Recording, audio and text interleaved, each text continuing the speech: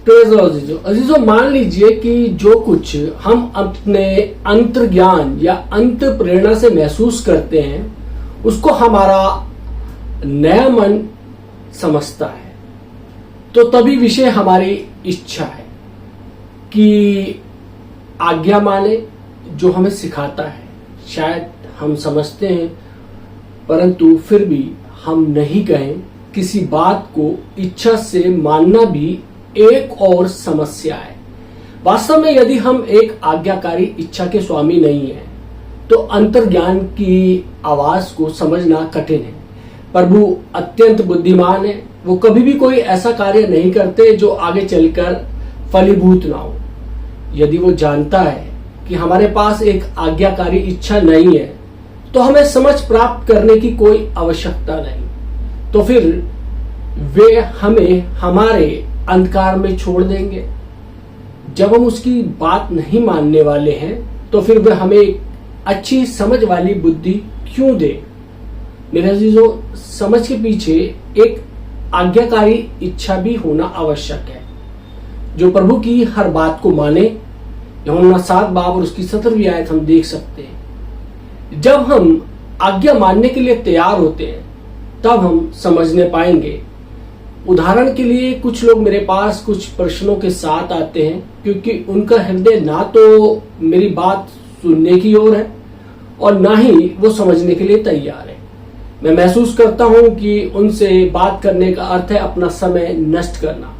कभी कभी मैंने पूछा, क्या आप इस विषय पर वास्तव में गंभीर हैं? यदि मैं आपके प्रश्न का उत्तर दूं तो क्या आप उसे मानेंगे?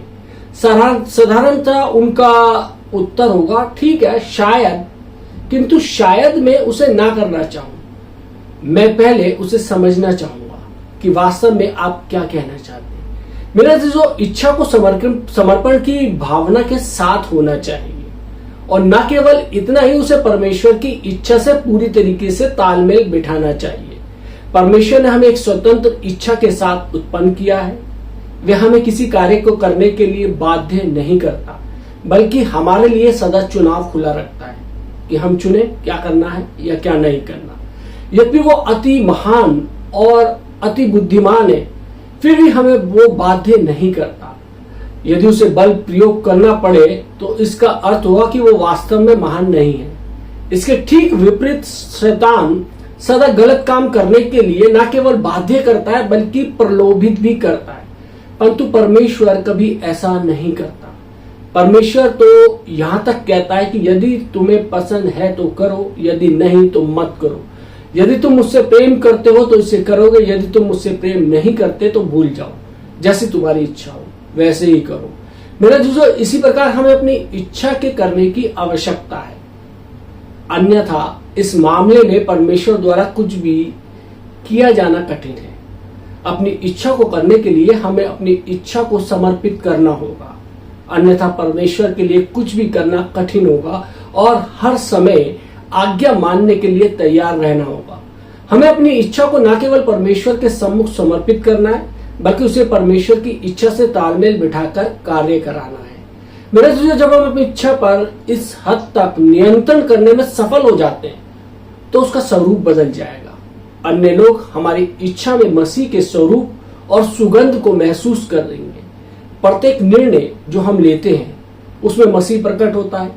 यदि कोई मानकर चलने वाली बात या सैद्धांतिक बात नहीं है, कभी कभी हम प्रभु के किसी विश्वासी या प्रेमी से मिलते हैं तो हम उसके वचनों, क्रियाकलापों में, उसके हर चुनाव में, उसके हर निर्णय में मसीह की सुगंध को पाते हैं। इससे यही प्रमाणित होता है कि वो मसीह हैं और वो मसीह से परिपूर्ण हो चुके हैं क्योंकि उनकी इच्छा और सोच विचार बदल चुके हैं। मेरे जो प्राण का अंतिम व्यवहार परेशान करने वाली भावना के साथ है।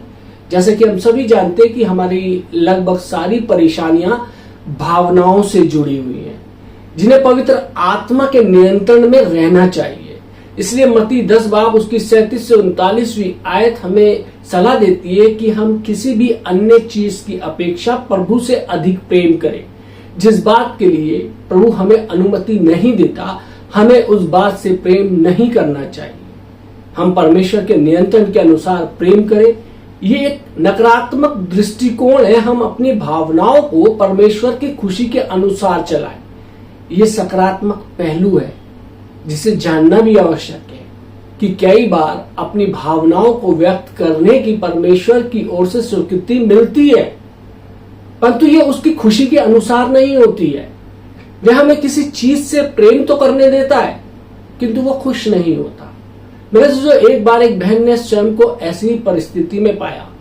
वो जानती थी कि परमेश्वर ने उसकी भावना के अनुरूप कुछ कार्य करने की स्वीकृति तो अवश्य दी है, किंतु उसने एहसास किया कि प्रभु खुश नहीं था। मैं वापस प्रभु के पास गई और कहा, प्रभु यदि इस काम को करने के लिए आपने स्वीकृति दे दी है, फिर भी मैं इसे नहीं करूंगी। मुझे महसूस होता है कि आप खुश नहीं हैं। मेरा जो ये बहुत अच्छी बात है। परमेश्वर ने उस बहन से बातचीत की और वो शांति और आनंद से भर गए। उसने सीखा कि किस प्रकार अपनी भावनाओं को प्रभु के नियंत्रण में यानी कि उसकी अधीनता में लाना है और उसकी खुशी को समझना है। कभी कभी किसी वस्तु से प्रेम करने के लिए प्रभु की स्वीकृति मिल जाती है, इजाजत मिल जाती है, किंतु उसका आनंद उसमें नहीं होता। जितना अधिक हम उस वस्तु से प्रेम करते हैं, उतना अधिक हम उसके आनंद से वंचित होते हैं। अंत में वो प्रेम हमारे लिए दुख बन जाता है, ना कि आनंद। इससे ये प्रमाणित होता है कि भावनाओं के पीछे दौड़ना गलत है। हमें प्रभु की खुशी और आनंद को ध्यान में रखते हुए अपनी भावनाओं से व्यवहार करना सीखना चाहिए। यदि हम प्रभु के आनंद को महसूस नहीं करते हैं कि जिस वस्तु के पीछे हम भाग रहे हैं या उसकी ओर आवश्यकता से अधिक ध्यान दे रहे हैं या प्रेम कर रहे हैं और उसमें प्रभु की खुशी नहीं है, तो हमें उस वस्तु से प्रेम नहीं करना चाहिए।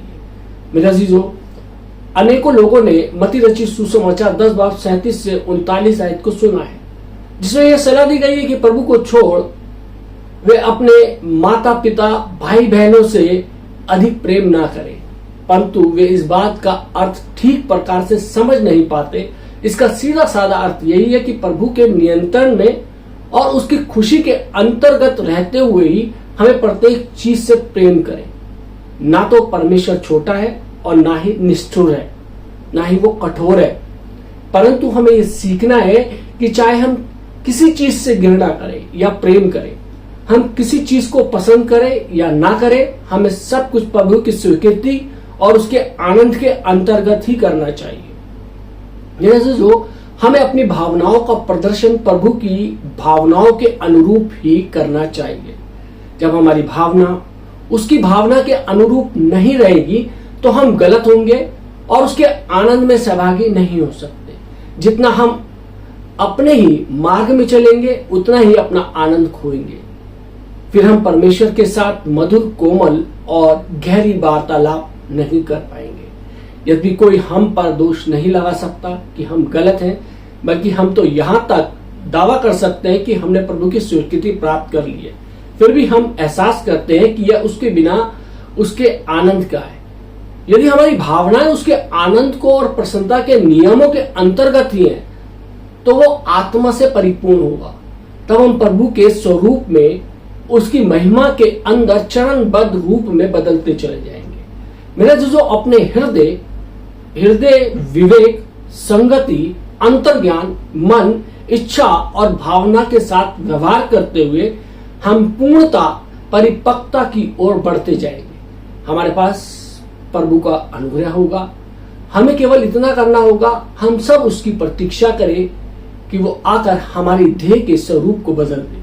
यदि हमारे प्राण बदल जाए तो आत्मिक शक्ति और सामर्थ हमारी कमजोरी और नाश्वर काया को, जब हमें आवश्यकता होगी, परिपूर्ण कर देगा। मेरे जो हम न केवल आत्मा में पुनर्जीवित होंगे, प्राण में बदले जाएंगे, बल्कि दिव्य जीवन शारीरिक दुर्बलता के समय हमारी नश्वर काया को पुष्ट करेगा, मजबूत करेगा।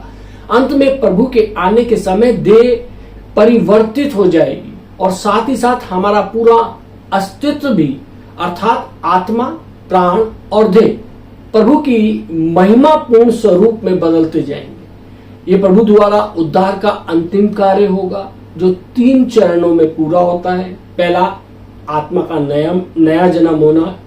दूसरा प्राण का परिवर्तन और तीसरा देह का रूपांतरण। वर्तमान समय में हम रूपांतरण की प्रक्रिया में हैं। प्राण को इन व्यवहारों की आवश्यकता है। अंतर्ज्ञान के साथ व्यवहार, इच्छा और भावना के साथ व्यवहार। मेरे अजीजों, काश कि प्रभु हमें इन्हें व्यवहार में बदलने में सहायता प्रदान करे। प्रभु की संतान को आज इसी चीज की आवश्यकता है। परमेश्वर द्वारा तमाम शिक्षाएं और वरदान इसी उद्देश्य के लिए, इसी प्रक्रिया के चलते हम सही रूप में कलीसिया के निर्माण में सहायक सिद्ध हो सकते हैं। हमारे आंतरिक भागों में आत्मा का प्रभाव किस प्रकार से हो सकता है? गिनती की पुस्तक उसके 20वें अध्याय में वो उपेक्षित चट्टान, उपेक्षित और छिदी चट्टान जो मसीह को दिखाती है, उसमें से जीवन के जल की धारा बही। पहला कुरिन्थियों 10 और 4 आयत, फिर 21वें अध्याय में परमेश्वर के लोगों के द्वारा खोदे गए कुएं में से जल निकल पड़ा। इसी एक ही पुस्तक के दोनों अध्याय में पहले तो एक चट्टान है जिसे तोड़ा जाना आवश्यक है ताकि जीवित जल बह सके, और फिर एक कुआं खोदा जाना आवश्यक है ताकि पानी ऊपर आ सके। मेरे अजीजों, यदि हम पवित्र शास्त्र को सावधानी पूर्वक पढ़े तो हम महसूस करेंगे चट्टान और कुआं दोनों ही एक प्रकार से मसीह हैं, जो उसके दो पहलुओं को उजागर करता है। चट्टान क्रूस पर का वो मसीह है जिसे परमेश्वर ने तोड़ा ताकि जीवन का जल, जो जीवन की आत्माएं हमारे अंदर बहने लगे। कुआं एक दूसरा पहलू उजागर करता है ताकि चट्टान क्रूस पर का मसीह है, कुआं हमारे अंदर का मसीह है। यूहन्ना 4 और उसकी 14वीं आयत हम देख सकते हैं। मेरे अजीजों, विश्वासियों के लिए ये चट्टान का विषय नहीं है परंतु कुएं का विषय है। चट्टान के रूप में मसीह अपना कार्य पूरा कर चुका है, जो जीवन के जल के रूप में हमारे अंदर बह रहा है। परंतु आज मसीह जो जीवित जल के रूप में हमारे भीतर लगातार बह रहा है, कुछ और है, और उसका संबंध आज चल रही खोदे जाने वाली प्रक्रिया से है। मेरे जो इस वचन का उद्देश्य आगे की शिक्षा देना नहीं है, परंतु हमें इस बात के लिए प्रोत्साहित करना है कि हम प्रभु के पास जाएं, कि वो हमें और खोदे। हमें सिद्धांतों के विषय में बहुत अधिक बात नहीं करनी चाहिए, न परिस्थितियों के विषय में, न भावी उपायों के विषय में, न ही हमें स्वयं के खोदे जाने की आवश्यकता है। क्यों? क्योंकि मुझे विश्वास है कि इस समय तक हम में से अनेक जीवन के जल की धारा से वंचित हैं। हमारी प्रार्थनाएं इतनी स्वतंत्र नहीं, हमारी गवाहियां उतनी मजबूत नहीं, और अनेक प्रकार से हम लोग पराजित हो चुके हैं और उतने विजयी नहीं है जितना मसीह चाहता है। इसका एक कारण है आत्मिक जीवन का बहाव, जीवन के जल का सोता हमारे अंदर स्वतंत्र रूप से प्रवाहित नहीं हो रहा, बह नहीं रहा है।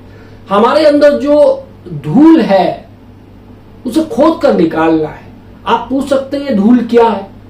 ये वो धूल है जो हमारे विवेक में, हमारी भावना में, हमारी इच्छा में और हमारे मन में पाई जाती है। हमारे हृदय में काफी धूल है जिसे खोद कर निकाले जाने की आवश्यकता है। यहां तक कि हमारी आत्मा में धूल है जिसमें सफाई की आवश्यकता है। मेरे अजीजों, मैंने जो धूल शब्द प्रयोग किया है उससे मेरा क्या तात्पर्य है? इसका अर्थ है कि हमारा विवेक शुद्ध नहीं है। शायद इसी घड़ी कुछ ऐसे दोष जिनको हमने प्रभु के समक्ष अंगीकार नहीं किए हैं, अभी तक हमारे विवेक पर बोझ के समान लदे हुए हैं। ये दोष ही वो धूल है जिसे खोद कर बाहर निकाला जाना चाहिए। विवेक के इन दोषों के कारण ही हमारा स्वतंत्रता को हम महसूस नहीं कर पाते। ये दोष क्या है? मेरे जो ये तो आप स्वयं से ही पूछें, क्योंकि इनके विषय में आप मुझसे ज्यादा स्वयं को जानते हैं। आप स्वयं जानते हैं कि आपके अंदर ऐसा क्या है जो दूसरों की नजर में गलत है।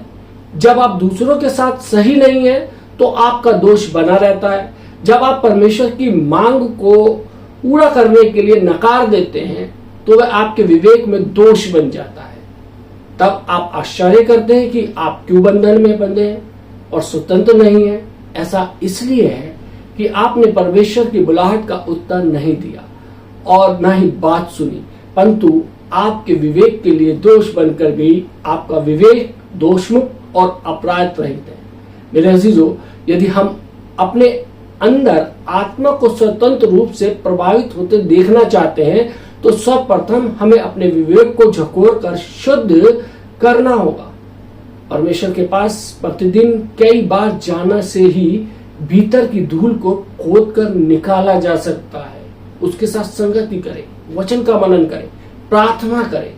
मेरे अजीजों, मैं यह सुझाव दूंगा कि इस सप्ताह हम कई बार प्रभु के पास जाएं, चाहे हम सड़क पे ही क्यों ना चल रहे हो, तब भी आप प्रार्थना कर सकते हैं, वचन का मनन कर सकते हैं। हमें अपनी आत्मा में प्रभु के पास जाना है और उसकी उपस्थिति में ही हमारे खोदे जाने की आवश्यकता है। पवित्र आत्मा की सहायता से हमें अपनी सारी धूल खोद कर जरूर निकाल देनी चाहिए। वो धूल हमारे हृदय पे, हमारी आत्मा पे, हमारे विवेक पर है। मेरे चीजों, परमेश्वर चाहता है कि हम उन चीजों को साफ करें। हम अपने घर के अंदर डस्टिंग करते हैं, साफ सफाई करते हैं, जिन पे धूल होती है। क्यों? क्योंकि जब वो धूल होती है, उनका जो असली स्वरूप होता है वो बिगड़ जाता है, वो बिल्कुल बेकार लगती है, पुरानी लगती है, किसी काम की नहीं लगती। जब उन चीजों पर से धूल हटाई जाती है, उनको साफ किया जाता है, वो फिर अपने असली स्वरूप में आ जाती है। परमेश्वर चाहता है कि हम अपने अंदर खुदाई जारी रखें और उस धूल को निकालें। इस वचन को मैं आगे भी जारी रखूंगा कि किस प्रकार से हम अपनी उस धूल को जो हमारे भीतरी भागों के ऊपर पड़ी है, किस प्रकार से निकाल सकते हैं। परमेश्वर आप सबको आशीष दे। आमीन। आइए अब दुआ मांगे। महान सामर्थ्य पिता परमेश्वर, धन्यवाद देते हैं आज के सुंदर वचन के लिए, जिसमें परमेश्वर हमने सीखा कि किस प्रकार से परमेश्वर प्रभु यीशु मसीह जो हमारे विवेक पर, हमारी आत्मा पे, हमारे मन पे, हमारी भावना पे, हमारी इच्छा पे जो धूल पड़ी हुई है, हम किस प्रकार से निकाल सकते हैं। प्रभु जी, हमारे अंदर एक खुदाई की जरूरत है। हमारे को इतनी सामर्थ दे कि खुदा हम अपने अंदर खुदाई करने वाले हो सके और तमाम उन चीजों को, तमाम उन बातों को जो परमेश्वर धूल के समान परमेश्वर हमारे अंदर, हमारे भीतर जमा, उनको हम निकाल कर बाहर फेंकने वाले हो सके। प्रभु जी, वचन सुनने वालों पे प्रभु जी आपकी आशीष हो। जिन्होंने वचन सुनाए, इनके परिवार के लोगों पे भी प्रभु जी आपकी आशीष हो। यीशु मसीह के नाम से मांगते हैं, आमीन।